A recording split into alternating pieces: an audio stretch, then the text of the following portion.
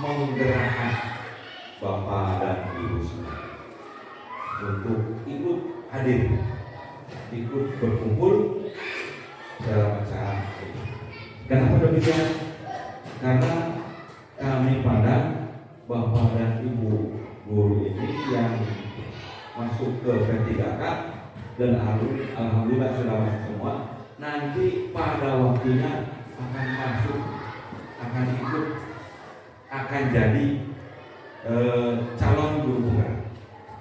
Ya, oleh karena itu jangan cuma kami berpesan, tolong hanya satu, kekompakan. Tahun ini umur masuk kegiatan kita dukung bersama-sama untuk mensukseskan itu.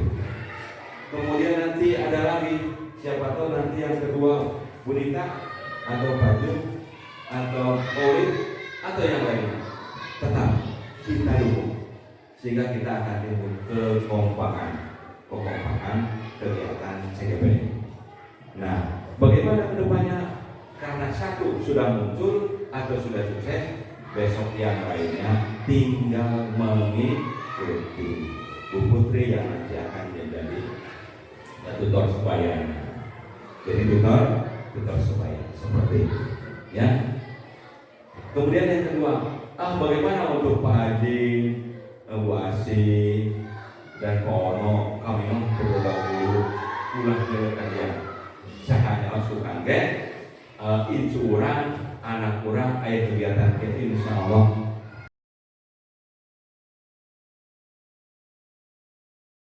Bismillahirrahmanirrahim. Assalamualaikum warahmatullahi wabarakatuh. Para sekolah SD Negeri Ciputin 03 yang saya hormati, Bapak Haji Uswono SPD dan rekan-rekan guru SD Negeri Ciputin 3 yang saya hormati, dan mudah-mudahan kita semua dirahmati Allah Subhanahu wa taala. Amin. Pertama-tama marilah kita panjatkan puji syukur kehadirat Allah Subhanahu wa taala atas limpahan karunia-Nya kita pada pagi hari ini bisa berkumpul dalam acara diseminasi penerapan budaya positif oleh saya sendiri, yaitu Putri Oktaviani Fatimah selaku calon guru penggerak angkatan 8 Kabupaten Brebes.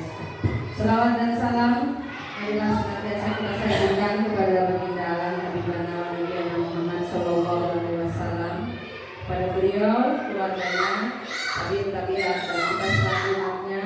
Semoga kelak mendapatkan syafaat yang akhir. Amin amin ya rabbal alamin. Bapak Ibu yang saya hormati, mohon izin saya berada di depan Bapak Ibu sekalian, bukan untuk menggurui atau untuk mengajari. Kami di sini selaku CGP hanya menjalankan tugas selaku agen perubahan.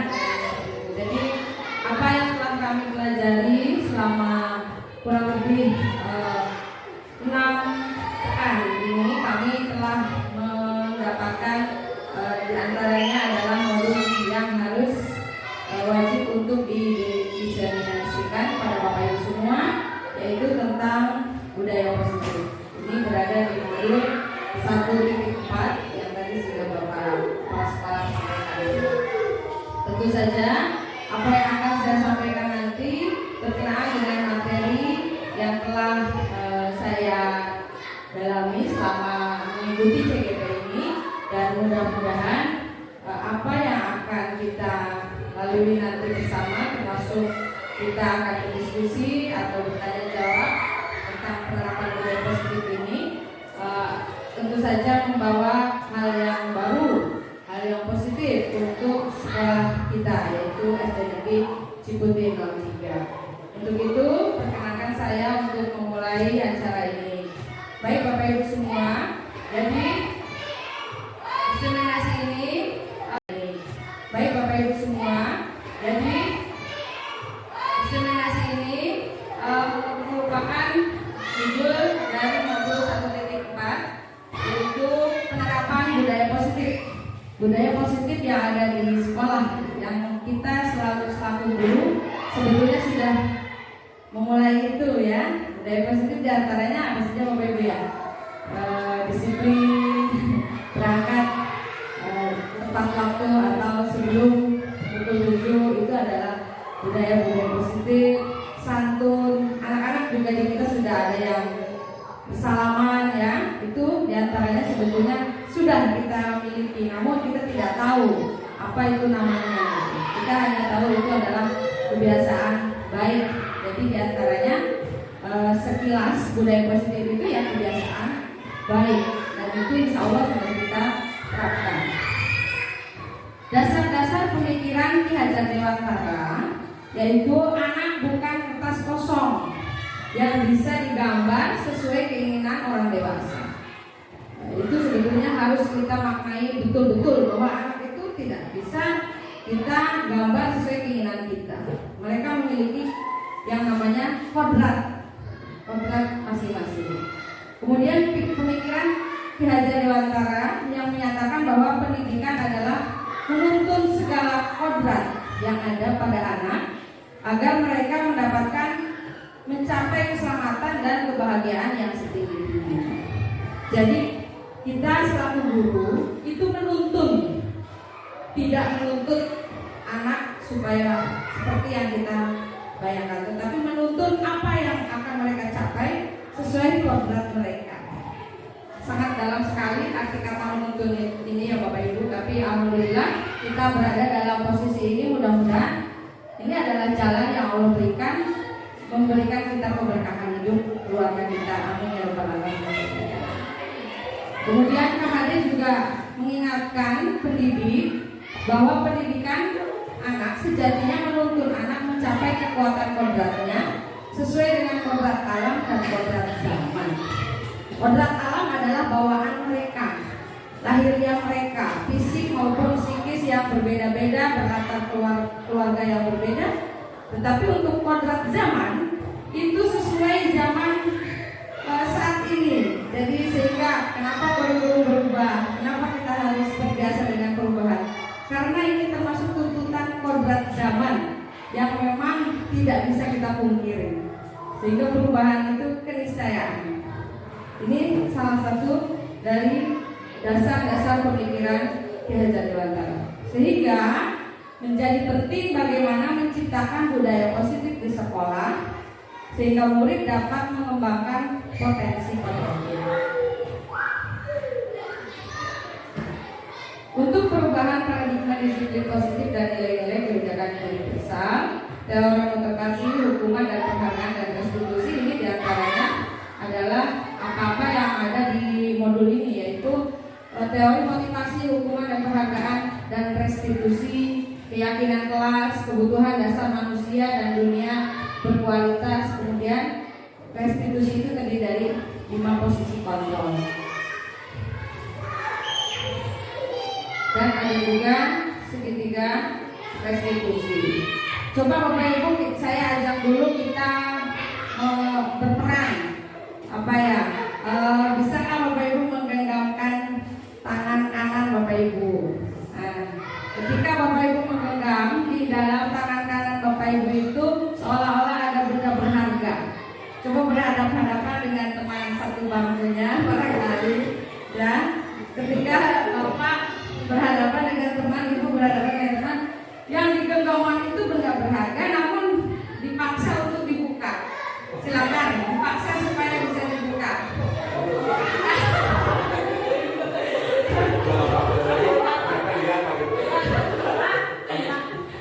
Iya, kira-kira apa reaksi yang dipaksa untuk dibuka? Misalkan di sini Bapak Ajit, kaget. Kemudian kalau Bu Asih dipaksa oleh Ibu Nita bagaimana? Akan mempertahankan atau akan membuka? Akan mempertahankan, aku jamin. Ya, beri tepuk tangan untuk Bapak Ibu semua. Itu salah satu contoh penerapan di sini posisi kontrol. Jadi yang mengontrol diri kita adalah siapa? Kita sendiri.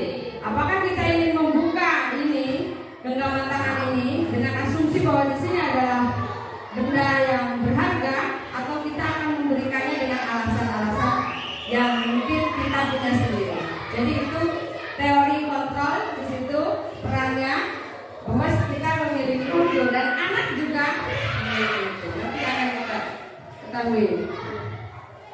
Perubahan paradigma dari disiplin positif dan nilai-nilai kebajikan universal.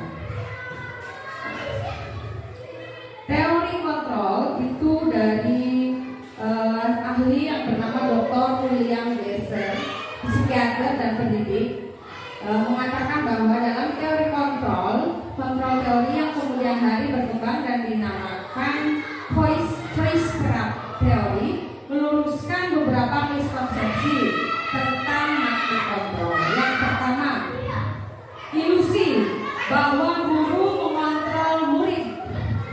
Guru itu bayangannya kita itu berhak mengatur, mengontrol murid.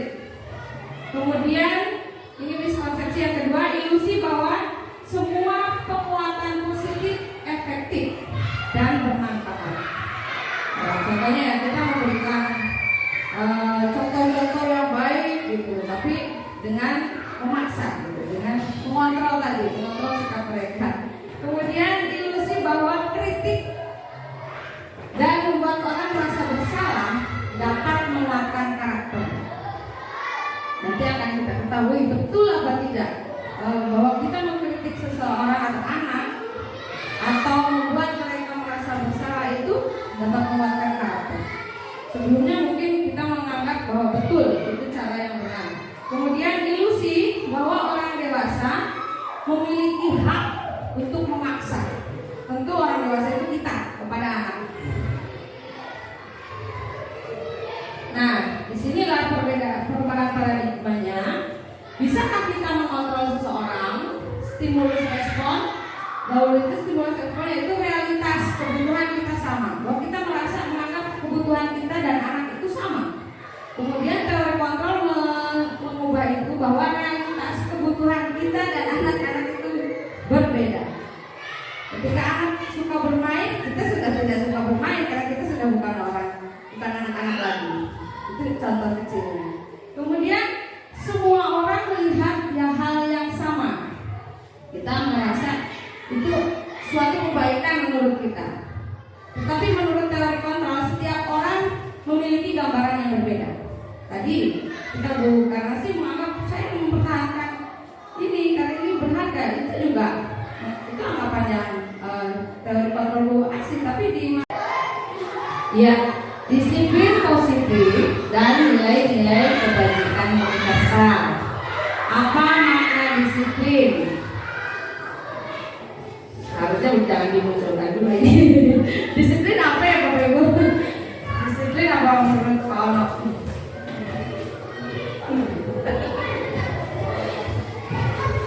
Disiplin itu melaksanakan sesuatu kewajiban sesuai dengan aturan yang sudah ada, baik aturan yang tertulis maupun tidak tertulis. Luar biasa, terima kasih Pak Utomo telah memberikan semacam kita apa itu makna disiplin sesuai dengan versi tentu diri kita sendiri sama ya gitu, mengikuti aturan yang ada, yaitu disiplin.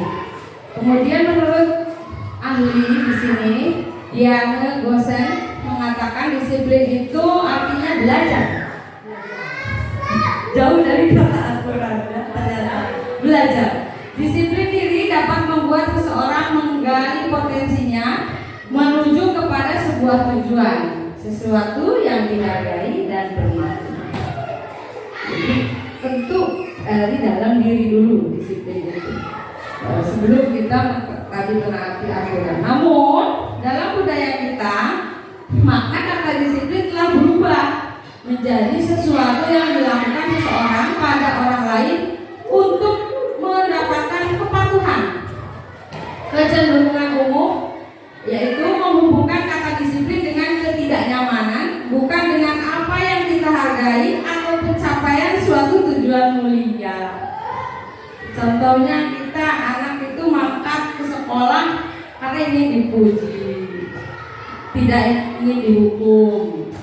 Padahal jangan, seharusnya mereka itu ya karena memang saya harus melakukan itu.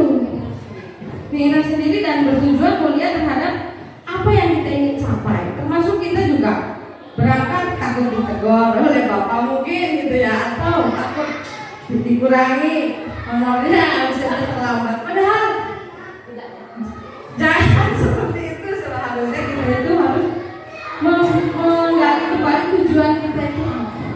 Di sini sangat mengenal sekali Bapak Ibu semua tentu, karena kita semua sudah belajar ya Bapak Ibu ya. Jadi mohon maaf jika ini sedikit menggugah kita, karena memang siogianya itu yang harus kita miliki dan kita terapkan tentang apa itu disiplin.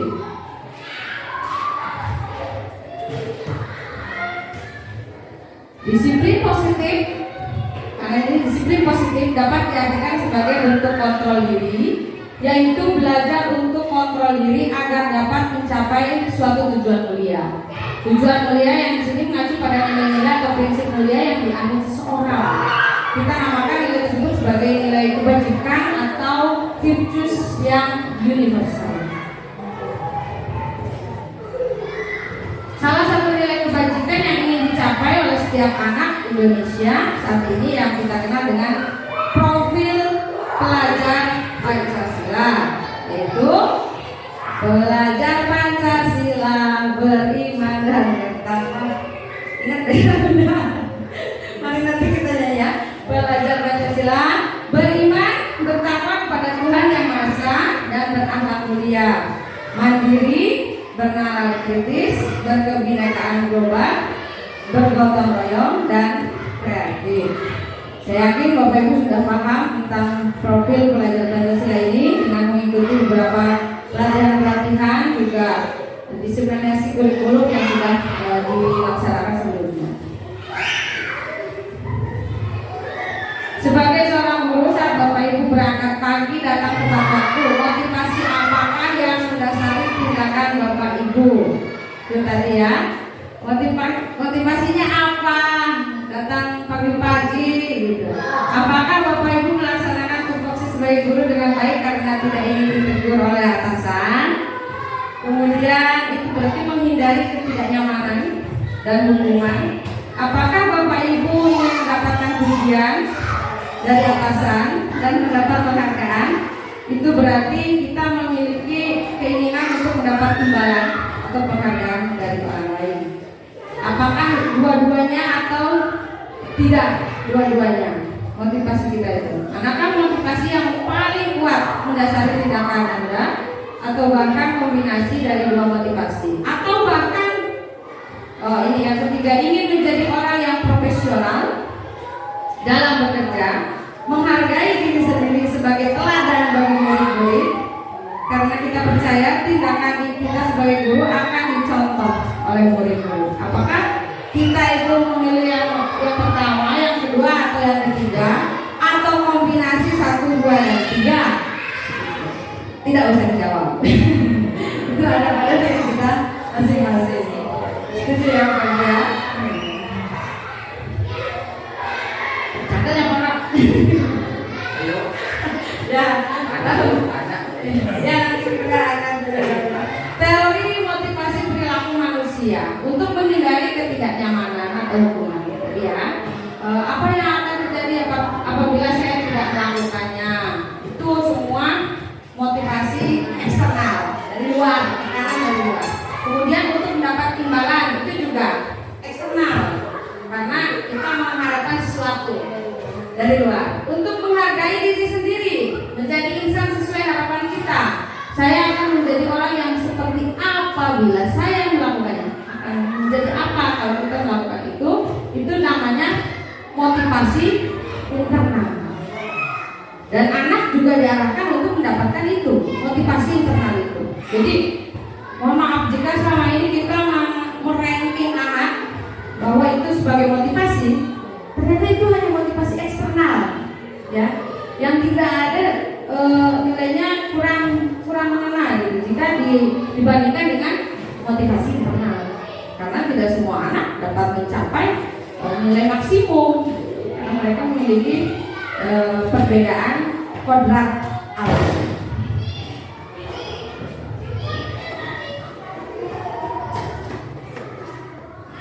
Ya, dan di sini kita mengingatkan kembali bahwa kita sebagai manusia itu memiliki 5 kebutuhan dasar. Yang pertama apa Bapak Ibu? Kebutuhan bertahan hidup. Yang kedua, kasih sayang dan rasa diterima. Yang ketiga, penguasaan. Yang keempat, kebebasan. Yang kelima, kesenangan. Kita memiliki 5-5-nya. Itu naluriah kita. Kebutuhan bertahan hidup. Ya, tadi sama ya. Ini prinsip saya. Ini hidup saya. Tidak bisa kamu ambil itu. Mempertahankan. Atau kasih sayang dan rasa diterima. Ini memberi. Bisa dilanjut ya Bapak Ibu ya. Masih banyak sekali. Ya, jadi sampai saja.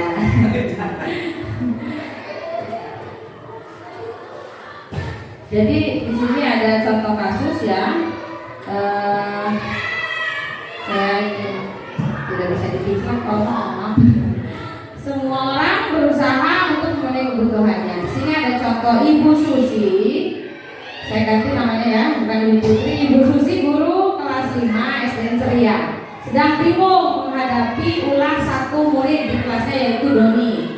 Beberapa anak di kelas 5 telah datang padanya dan mengeluhkan Doni yang seringkali meminta uang dengan paksa. Menurut Anda, kira-kira apa alasan Doni melakukan hal itu?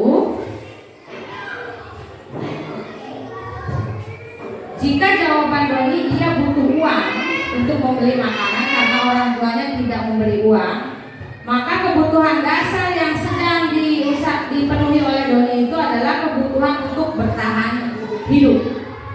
Misalkan alasannya, saya tidak dikasih uang itu oleh ibu saya.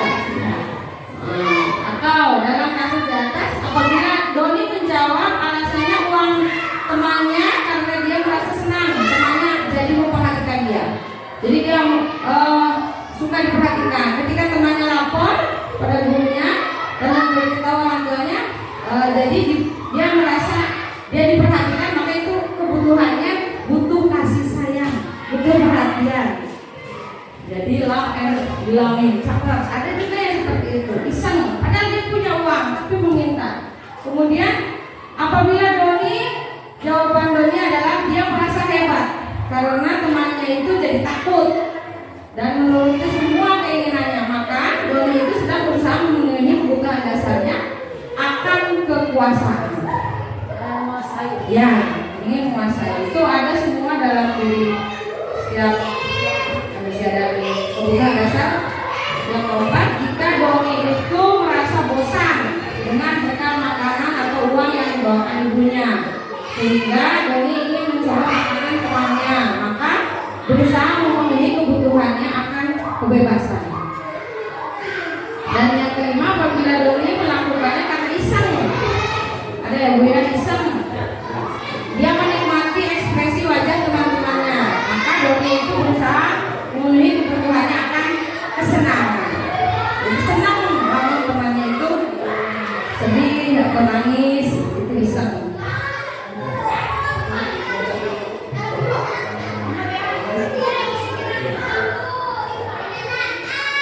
Ini ada contoh yang kebutuhan dasar dan dasar-dasar kebutuhan yang mereka inginkan. Ibu guru bilang aku tidak boleh bersenandung di kelas.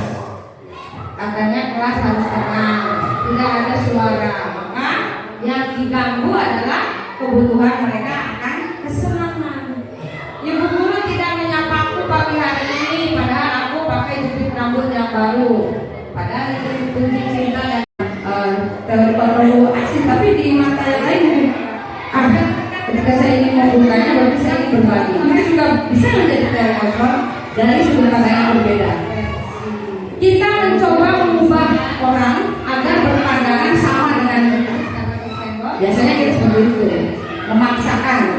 Padahal kita berusaha memahami pandangan orang lain tentang dunia. Di sini luar biasa ya sampai di sini. Ini untuk diri saya juga.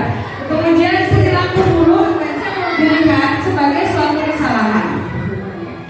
Padahal semua perilaku itu memiliki tujuan dan motif-motif yang berbeda. Kemudian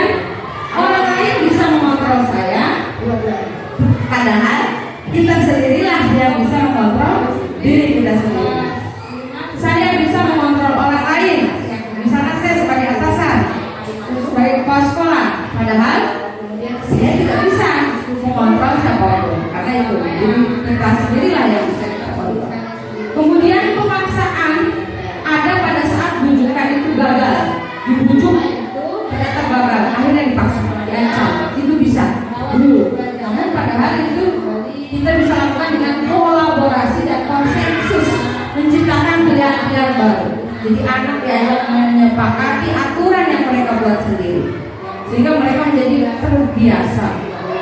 Kemudian model berpikir menang atau kalah.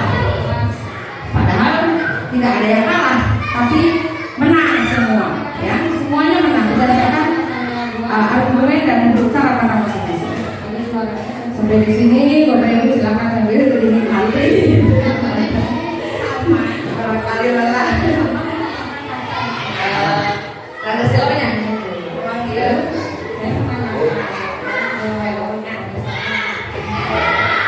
Ini kalau di ini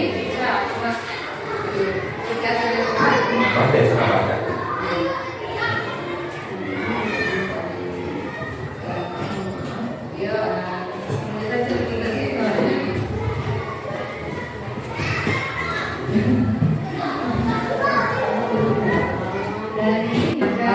Dari perlu aksi, tapi di mata yang lain mungkin ketika saya ingin membukanya berarti saya ingin berbagi. Itu juga bisa menjadi teori dari sudut pandang yang berbeda.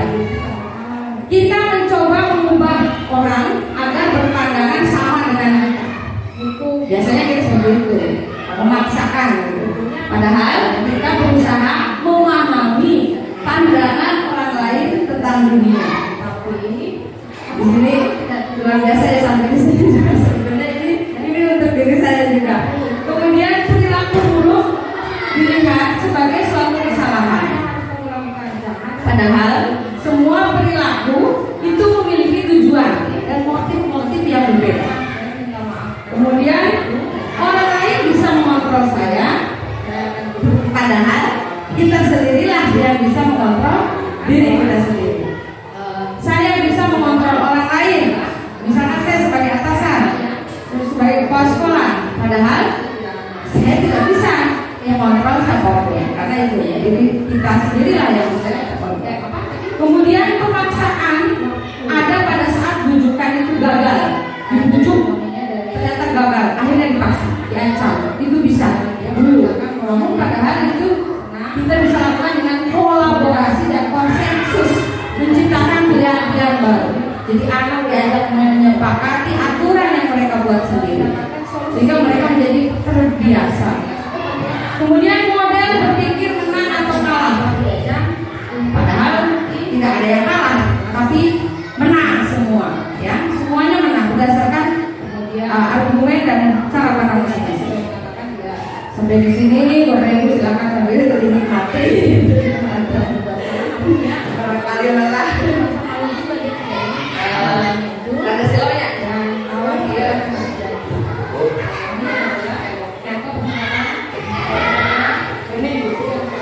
di ini Oke, selamat.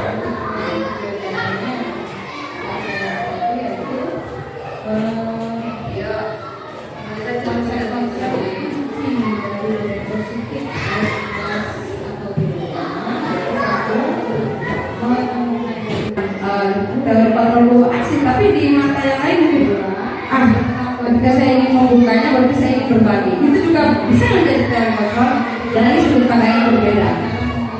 Kita mencoba mengubah orang agar berpandangan sama dengan kita.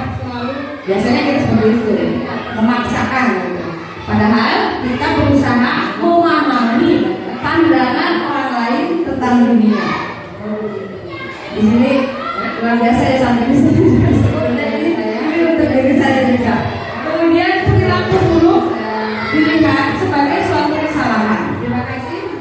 Padahal semua perilaku itu memiliki tujuan dan motif-motif yang berbeda.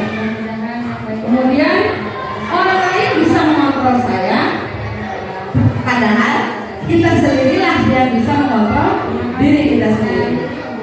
Saya bisa mengontrol orang lain, misalnya saya sebagai atasan, sebagai kepala sekolah, padahal saya tidak bisa mengontrol siapapun, karena itu jadi kita sendirilah yang bisa kita kontrol. Kemudian pemaksaan ada pada saat bujukan itu gagal, dibujuk ternyata gagal, akhirnya dipaksa, diancam, itu bisa dulu.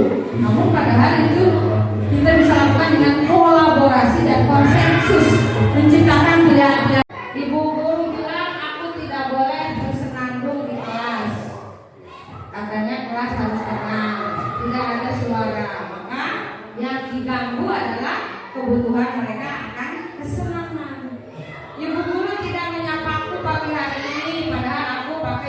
rambut yang baru. Padahal itu kunci cinta dan kasih sayang. Dia butuh. Aku bosan pelajarannya cuma gitu-gitu aja, dengerin ibu guru aja. Berarti butuh kebebasan. Aku sebel gambarku tidak rapi, malah ibu guru nunjukin ke temanku di depan kelas. Itu coba apa? Kebutuhan apa? Kebutuhan akan? Iya, penguasaan. Ingin bahwa dia itu kalau kayak itu motif-motif anak, sehingga kita harus lebih pemakaiannya banyak. Jadi nah, ketika kita sebagai posisi kontrol penghukum, maka yang terjadi adalah anak akan merasa sangat broken atau patah hati. Ya. Membuat rasa bersalah juga, dia akan merasa, oh saya ini sudah menyakiti orang lain, saya sudah membuat bu guru bersedih, saya membuat ibu saya malu. Ya. Kemudian sebagai teman, kita bisa sebagai teman dan sebagai pemantau dan sebagai manajer. Ini posisi kita, Bapak Ibu. Di manakah posisi kita? Apakah sebagai penghukum atau pembuat rasa bersalah atau pemantau atau teman atau manajer? Betul, sebagai manajer. Evaluasi.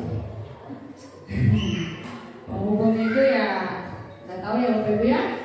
Tidaklah, kita tidak ada di sini sebagai penghukum. Misalkan anak datang terlalu suruh lari keliling lapangan, tidak ada. Alhamdulillah di sini tidak ada posisi kita sebagai penghukum. Saya yakin. Dan ini kita lakukan saja. Kalau sebagai pembuat rasa bersalah itu biasanya lemes-lemes,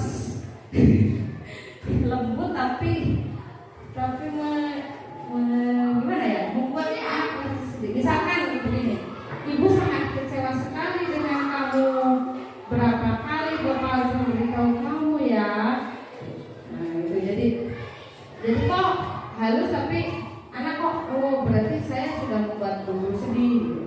Bagaimana coba orang tua kamu kalau kamu terus-terusan seperti ini? Aduh orang tua saya gimana? Jadi itu membuat rasa bersalah. Ini juga jadi merasa murid itu tidak berharga dan telah mengecewakan orang-orang yang disayanginya. Itu kurang baik kalau kita selalu menerapkan itu. Kalau sebagai teman, seperti apa contohnya? Ayo bantulah demi bapak ya, ayo kamu bersih-bersih biar Pak Guru senang gitu. Ya sudah, kali ini tidak apa-apa, nanti diberikan kalau anak berbuat kesalahan kita oke aja, itu nggak apa-apa, nanti Bu Guru bantu. Ya itu juga kurang begitu baik ya. Hal ini akan timbul murid hanya akan bertindak untuk guru tertentu dan tidak untuk guru lainnya. Jadi akan ketergantungan. Bu RK Bu Guru itu baik, ada cara-carakan gitu. Saya suka dengan Pak Guru ngomong mungkin karena lembut. Dimanakah posisi yang tepat yang kita harus sebagai pemantau? Hei, peraturannya apa? Ingat lagi.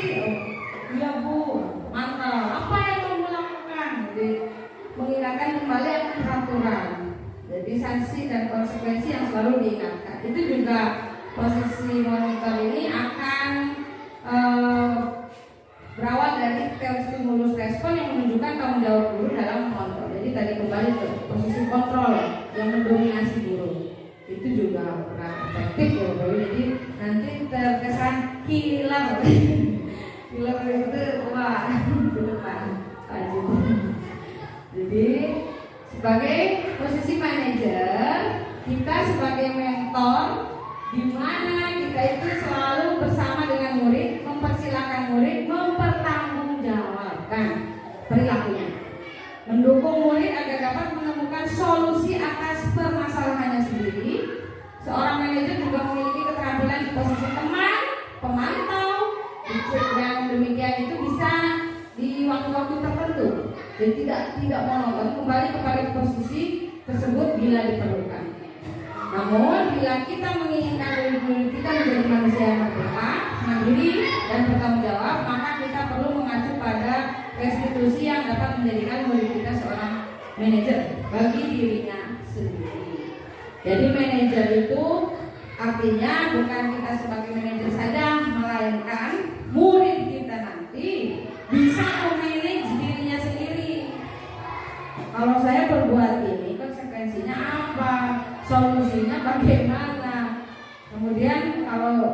ingin ada solusi juga caranya seperti apa itu dengan cara ini mereka bisa menemukan jati dirinya dan menjadi orang yang solutif di kemudian hari, bisa menyelesaikan masalahnya sendiri. Berawal dari keyakinan kelas, Bapak Ibu ya, kita bisa menerapkan profil belajar Pancasila, akan diajak membuat keyakinan kelas mereka masing-masing. Sudah membuat Bapak Ibu? Sudah. Bu Nita sudah? Baju? Sudah ya. Keyakinan itu dasar-dasar nilai kebajikan universal yang harus diyakini bahwa itu harus dilaksanakan. Contoh, jadi kalau dulu itu peraturan kelas dilarang buang sampah sembarangan. Sekarang direduksi kata dilarangnya itu negatif menjadi hal yang positif. Berarti yang positifnya apa? Buang sampah pada tempat atau menjaga kebersihan kelas. Jadi kata-katanya tidak perintah lagi, tapi menjaga kebersihan sekolah, menjaga kebersihan sekolah kelas. Kemudian apalagi ya contohnya yang dilarang itu kita ganti dengan misalkan saling yang contoh jangan bicara kasar, berarti saling iya bicara yang sopan atau saling menghargai dengan guru dan kita iya secara pelan. Gimana anak-anak kalau seperti ini?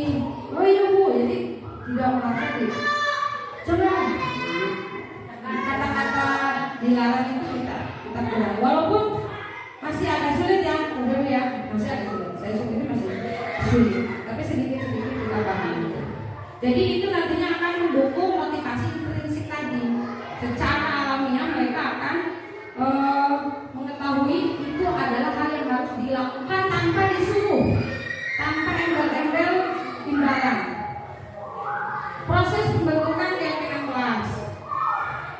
Nanti kita lihat simulasinya. Kalau saya sudah melaksanakan di kelas 5 ya, seperti apa prosesnya tadi. Berawal dari peraturan. Kira-kira peraturan yang dulu apa anak-anak itu ya, di kata tertib. Nah, sebaiknya seperti apa? Nanti ketika mereka melanggar, kamu ingat nggak keyakinan kelas kita? Jadi kembali lagi ke keyakinan yang mereka buat sendiri. Seolah-olah ketika kita meyakini itu, menuliskan itu anak-anak, jadi kenapa kita membuat kita sendiri yang melanggar? Sehingga itu lebih efektif pada motivasi mereka. Boleh di papan tulis, boleh di kertas klip. Untuk teori segitiga resolusi ini boleh nggak begitu? Ya. Jadi segitiga restitusi itu yang pertama yaitu menstabilkan identitas, yang kedua validasi tindakan yang salah, yang ketiga menanyakan kembali keyakinan. Menstabilkan identitas itu yang seperti apa? Kita tahu di sini berbuat salah itu manusiawi tidak? Manusiawi. Kita juga sering berbuat salah ya, karena tidak ada manusia yang sempurna. Saya juga pernah melakukan kesalahan seperti itu. Kita bisa menyelesaikan ini, itu keyakinan. Bapak Ibu tidak tertarik mencari siapa yang salah, tapi Bapak Ibu ingin mencari solusi dari permasalahan ini. Kamu berhak merasa begitu. Apakah kamu sedang menjadi teman yang baik buat dirimu sendiri?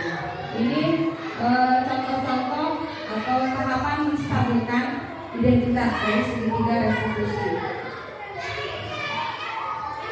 Kalau validasi tindakan yang salah, kamu pasti punya alasan apa melakukan hal itu. Kamu patut bangga pada dirimu sendiri karena kamu telah melindungi sesuatu yang penting buatmu. Kemudian maukah kamu belajar cara lain untuk mendapat yang kamu butuhkan tanpa harus memukul? Kalau tadi Doni tanpa harus memeras ya. Kira-kira apa yang bisa kamu lakukan selain meminta pada temanmu gitu? Menanyakan keyakinan. Apa yang kita percaya sebagai kelas atau keluarga di keyakinan kelas? Nilai-nilai umum yang kita telah sepakati sebelumnya di keyakinan kelas. Apa bayangan kita tentang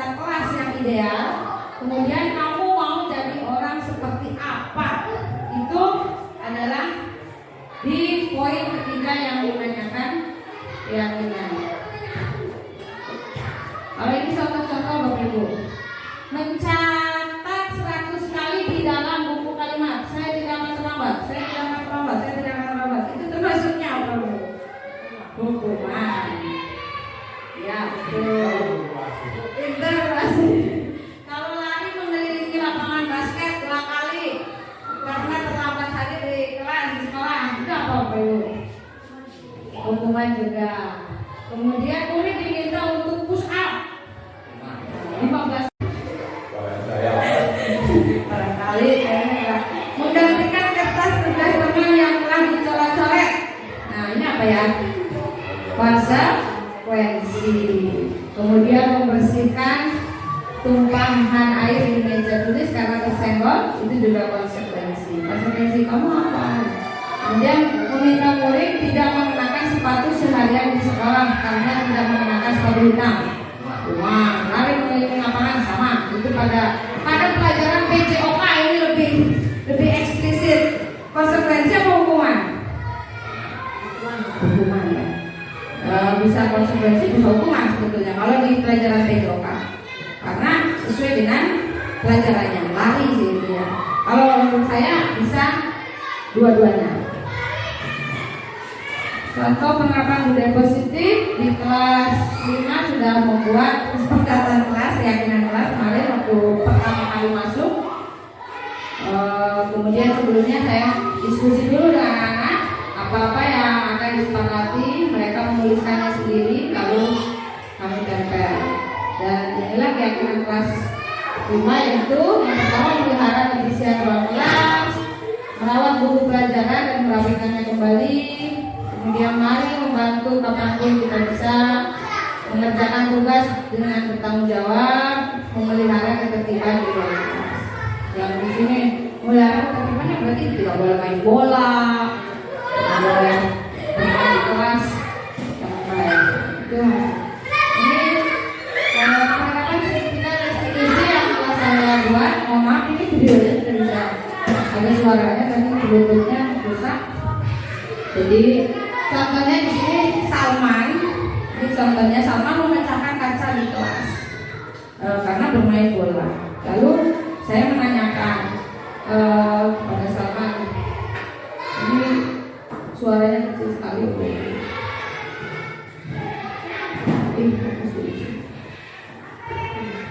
Ini tidak bisa saya mohon maaf, dan kecil suaranya.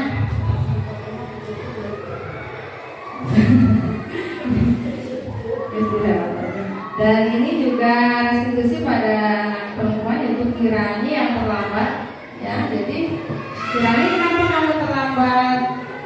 Saya berkata tadi malam tidurnya larut malam, Bu, gitu. Kenapa kamu tidur larut malam? Saya habis melihat YouTube, HP. Oh, sebetulnya boleh-boleh saja melihat YouTube karena di sana juga ada pelajaran yang bisa kamu ambil. Tapi kamu tahu tidak tidur malam itu sehat atau tidak? Saya ingat, Bu, itu tidak sehat. Terus kamu masih ingat kira-kira apa tidak? Dan apa yang harus kamu lakukan? Jangan tidur di malam karena tidak sehat. Berarti kamu konsekuensinya apa? Saya minta maaf karena terlambat, Bu, dan saya tidak akan mengulanginya lagi. Saya akan tidur lebih awal. Kemudian dia juga mengatakan bahwa itu semua adalah hal yang tidak boleh diulangi. Dia berjanji tidak akan mengulangi dan melanggar keyakinan kelas, karena keyakinan kelasnya yaitu tidak boleh datang tepat waktu. Nah, ini testimoninya dari Salman. Dia mengatakan bahwa dia merasa senang karena tidak merasa takut, tidak dihukum, namun dia jadi tahu apa yang harus dia lakukan. Dia juga mendapatkan solusi dari pecahnya kaca di kelas itu bagaimana. Dia akan menyisihkan uang jajan untuk mengganti kaca di kelas yang pecah bersama teman-temannya. Kemudian ini juga Kirani juga mengatakan dia senang karena tidak merasa takut lagi telah berbuat salah, namun dia merasa malu juga, dia tidak ingin mengulanginya itu dan tahu apa yang harus dia lakukan. Ini adalah contoh penerapan sertifikat restitusi yang telah saya lakukan di sekolah kita. Bapak Ibu, untuk pengalaman pembelajarannya yang telah saya dapati yaitu konsep-konsep kunci dari budaya positif baik di kelas atau di rumah, yaitu satu, menemukan jati diri sebagai guru yang profesional. kedua, bertambahnya wawasan tentang perilaku atau karakter murid. Yang ketiga, menemukan kemudahan dalam menyelesaikan permasalahan melalui kolaborasi dengan rekan sejawat. Yang keempat, selalu merefleksi diri atas kegiatan yang saya lakukan. Nah, inilah pengalaman dan pembelajaran setelah saya mengikuti modul ini. Baik, mungkin cukup dari saya, itu yang bisa saya sampaikan. Selanjutnya saya serahkan kembali kepada moderator. Terima kasih, mohon maaf jika ada kata-kata yang kurang berkenan dari penyampaian saya ini. Mudah-mudahan yang baiknya adalah datang dari Allah Subhanahu wa Ta'ala, dan kejelekannya adalah karena kesalahan saya sendiri sebagai manusia biasa. Terima kasih. Saya akhiri, wabillahi taufiq wal hidayah. Assalamualaikum warahmatullahi wabarakatuh. Barangkali menggantikan kertas tugas teman yang telah dicoret-coret. Nah, ini apa ya? Bahasa versi. Kemudian membersihkan tumpahan air di meja tulis karena tersenggol, itu juga versi. Kemudian meminta murid tidak menggunakan sepatu seharian. Alhamdulillah, terima kasih kepada Bu Putri yang telah menyampaikan diseminasi penerapan budaya positif. Mudah-mudahan ilmunya bermanfaat dan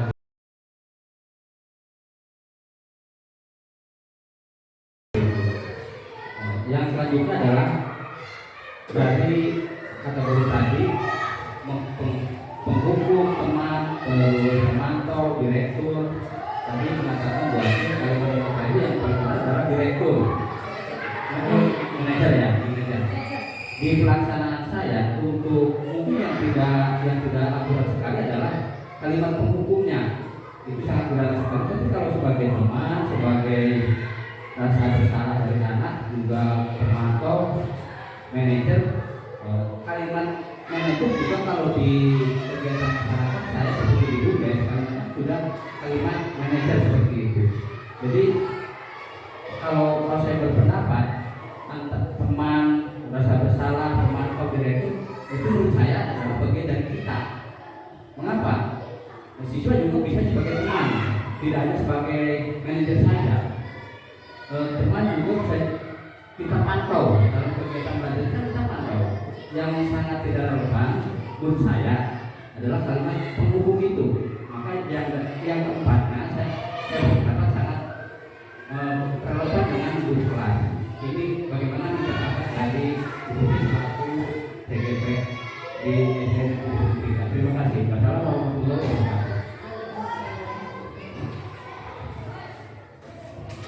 Terima kasih Pak Allah yang sudah menanyakan perihal tentang tanya jawab ya. Untuk waktunya Bu Putri silakan jawab.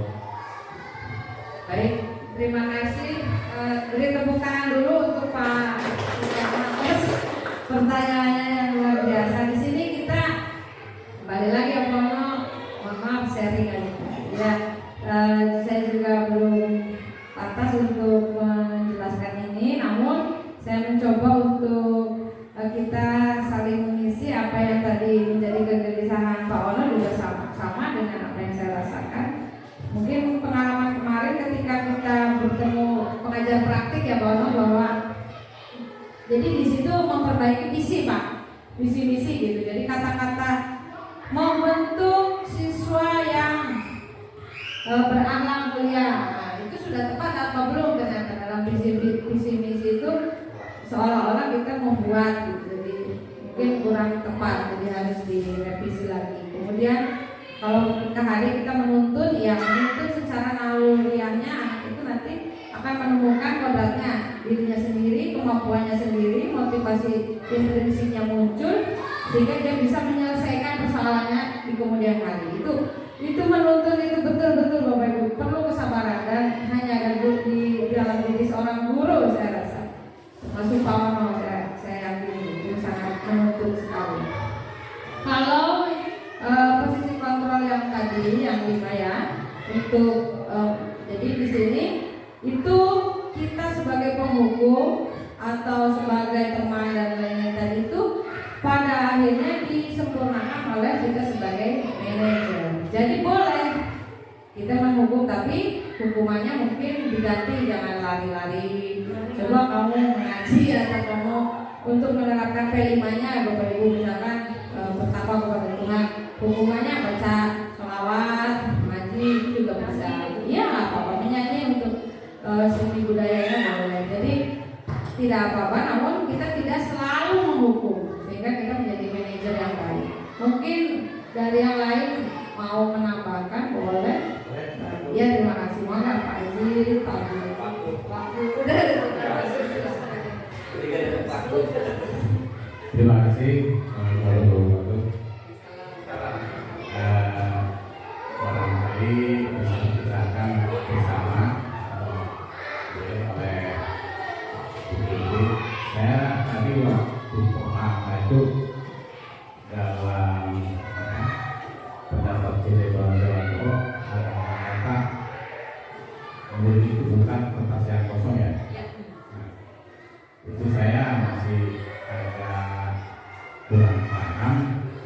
Kalau boleh katakan saya kalau boleh itu teori tabula rasa ya.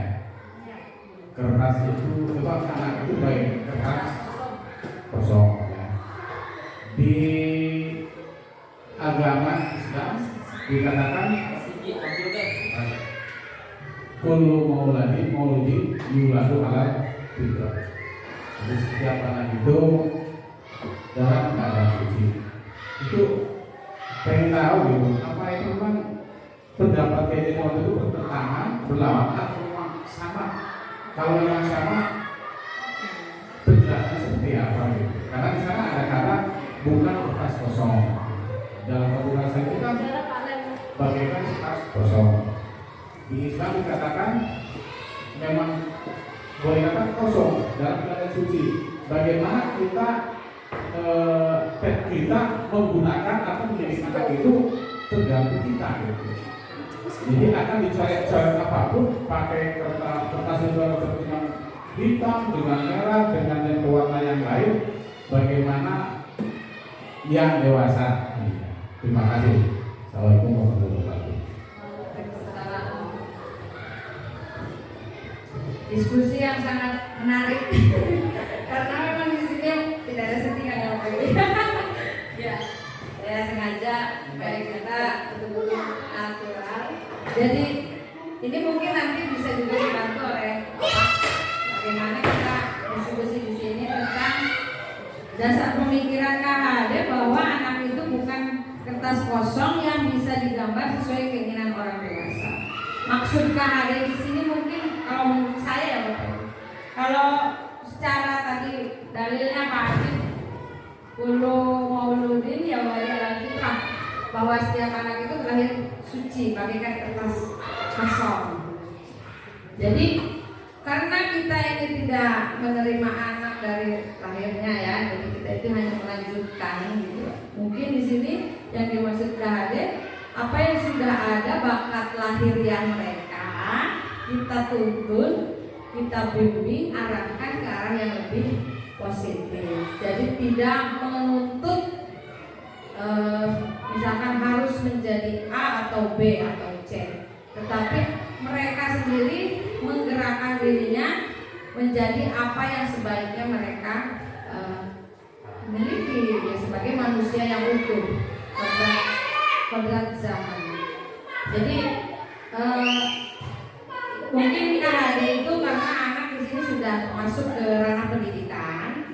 Namun kalau secara lahiriah, secara naturalnya anak lahirnya memang dibentuk oleh orang tuanya ya, oleh kita. Kan ada anak yang tidak diasuh oleh orang tuanya. Contohnya Maulia, Tarsan, mereka kan diasuh oleh binatang sehingga perilakunya pun seperti binatang. Padahal dia anak manusia yang terlahir. Tadi kata Pak Haji, Pak Ustadz, betul anak itu memang terlahir sebagai kertas kosong, seperti kertas kosong. Namun di sini kita bicara melanjutkan kodrat lahiriah mereka untuk menuntun ke arah yang lebih baik. Barangkali ada yang bisa menambah menambahkan pemaparan saya barangkali kurang bisa dipahami oleh Bapak Haji, Bapak KS Haji melepaskan.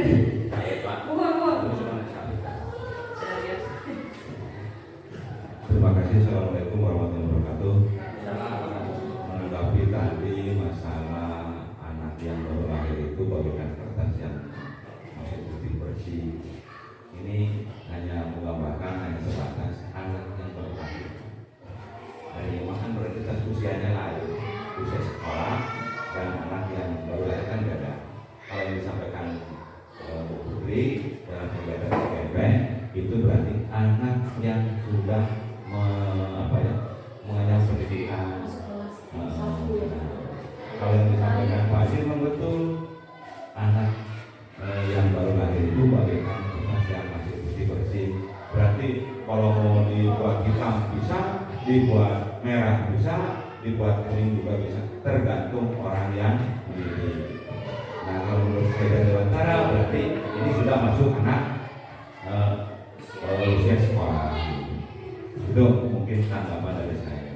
Kemudian yang kedua, ini kami membaca di sini diseminasi penerapan budaya positif. Perasaan saya masih yang lalu penerapan budaya positif itu yang bagaimana gitu, maksudnya apa di anak apa di mana gitu. Seolah masih ada kurang spesifik Bu, kurang spesifik.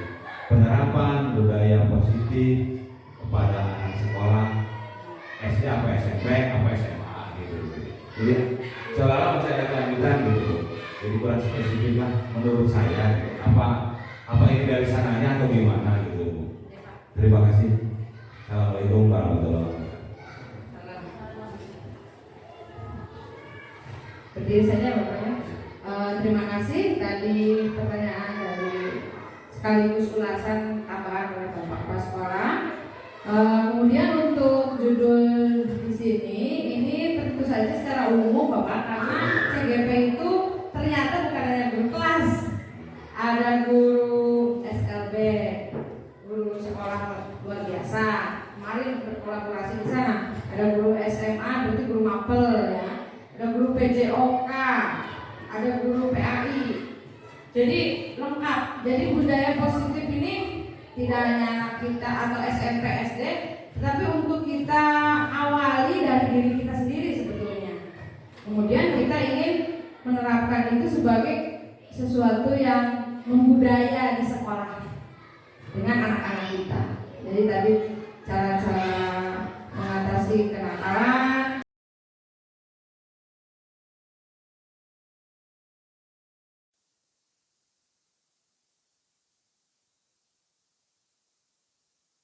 Nama saya Salman Nurjaman. Saya siswa SD Negeri Ciputih 3.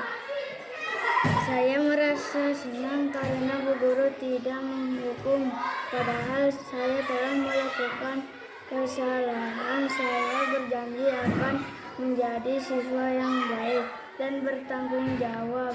Terima kasih Bu Guru Putri. Saya Kiran, saya dari SD Ciputih 03. Saya merasa senang karena Bu Guru tidak menghukum saya, padahal saya telah melakukan kesalahan. Saya berjanji akan menjadi siswa yang lebih baik, lebih disiplin lagi. Terima kasih Bu Putri.